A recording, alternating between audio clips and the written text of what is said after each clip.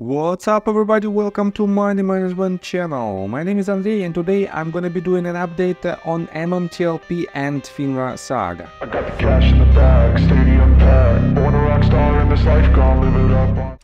And in today's video I will show you the latest news directly related to our story. I will show you an update from Roza regarding her lawsuit. On top of that, I will show you an update regarding a new class action lawsuit and how it might affect the current situation.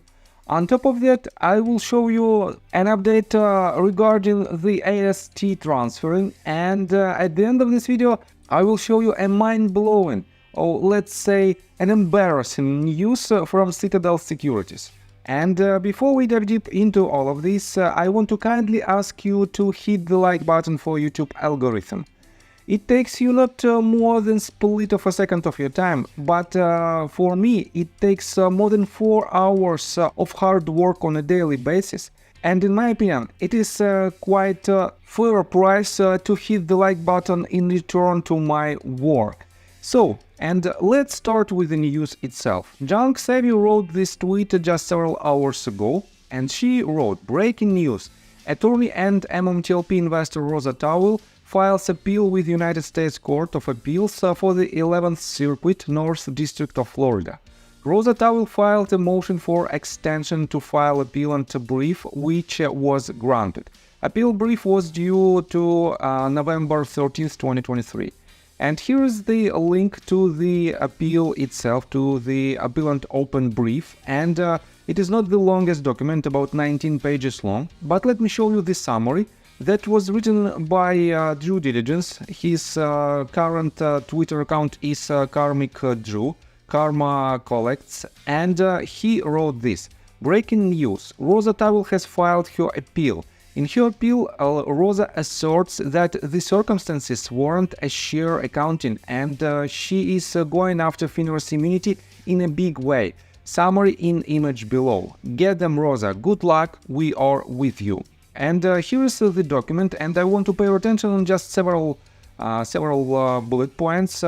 And let's start from the second one. Statement of issues. Roza presents several issues related to FINRA's claim of absolute immunity.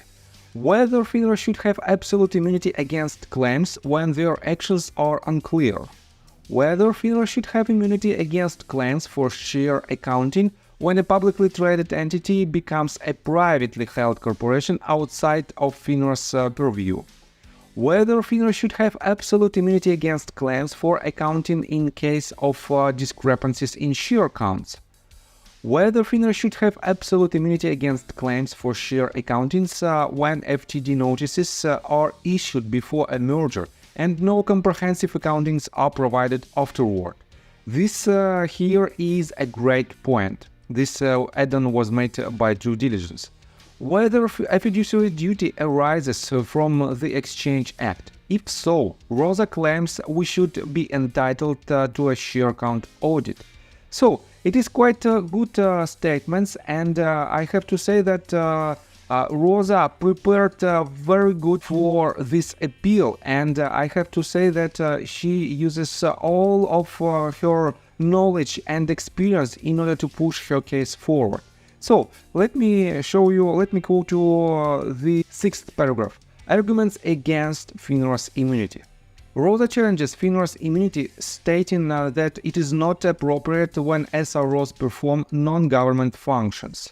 Roza points to FINRA's failure to take action since and in the wake of the merger, questioning whether they are truly acting in a regulatory capacity. And I have to say that Roza is challenging the FINRA's immunity because of one reason. It is their main line of defense, because of which several other lawsuits were dismissed. And if Roza wins this battle, definitely the FINRA's main line of defense will be demolished. And we will be able to file new lawsuits in order to find out the share count, in order to find out who was the wrongdoers, who started to trade MMTLP back in October of 2021, and so on and so forth. And eventually, this is the main way how we can start to win this fight. And definitely, in my opinion, her work is priceless. So, and this is definitely the main use of today's video. But on top of that, let me show you another news regarding a new lawsuit. So, Junk Savvy wrote this. Information regarding new class action lawsuit. Alien Denton and Menahem Gurevich plaintiffs versus George Palikaros, Kenneth Rice, Greg McCabe, Sir Alexander Zinger, Robert Lance Cook, Michael Graves, John Burda, and Meta Materials filed in the 8th Judicial District Court, Clark County, Nevada. And let me go to the notes. I have acquired the complaint, see image below, page 1 and 53 of 54. Lawsuit appears to have been brought by original TRCH holders and makes claims regarding the valuation of the TRCH shares at the Torch and Meta merger. So far, nothing to do with the MMTLP fiasco. This is a different lawsuit from the class action dismissed in New York a couple weeks ago. A motion to dismiss has already been filed. I will keep you posted with any updates. Below is some information regarding class actions. And I have to say that class actions lawsuits are not the best ways to solve the problem. And we know that due diligence from his previous Twitter account stated that he will fight against any class actions lawsuits because these class action lawsuits last much longer than ordinary lawsuits. On top of that, the results of these class action lawsuits usually are extremely low compared to ordinary lawsuits.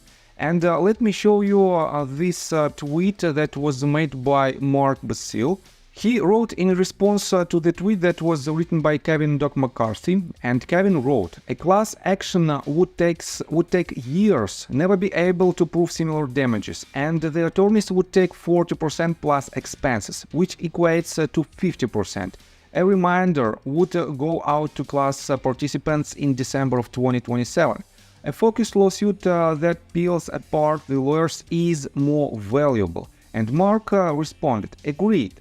So will the minions do what they told everyone they would do, and hire a lawyer to stop a class action?" And let me quote you this. "Let's hold the minions' cabal's feet to the fire. Which law firm did they engage to fight the class action lawyers that filed that case? I hope that lawyer is doing it for free. Come on, you were so dead against it and said you'd fight it tooth and nail. Now is the best time to make a motion to dismiss it. Or are you all talked out? Why don't you hold spaces about what I just said? It's making me very popular. Thanks." And Mark stated recently that he will not and he didn't file any lawsuits, any class action lawsuits against authorities or other wrongdoers in MMTLP case. And definitely it is not the best way how we can solve this problem, but it is what it is. And I will cover an update regarding this lawsuit in my future videos. That's why just subscribe to my channel in order not to miss this new information. So let me show you some updates regarding the share count in AST. As you can see right here, Anna Trades reposted the tweet that was written by Lolly, and Lolly is the main person who is responsible for this share count, and she wrote this. Survey update. Thank you, MMTLP, to your response to the ongoing survey.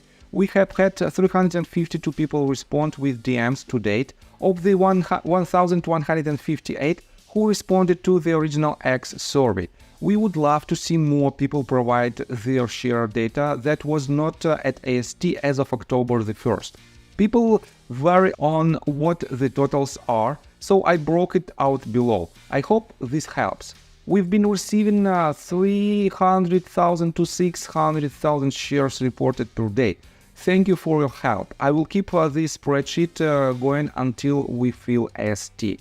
And she makes this survey in order to find out the share count, the share number of shares that was transferred to AST after October the 1st. And October the 1st is the date on which we have a real share count on AST, and we have to know more about the recent updates in order to find out the point in future when the AST will be full of next bridge hydrocarbon shares. And let me show you another news that is really embarrassing. John Burda wrote this tweet. He basically reposted the tweet that was made by Annie Post, and she wrote, "Guess who Ken Griffin just hired? The DOJ attorney who led its 2-year short seller and spoofing investigation.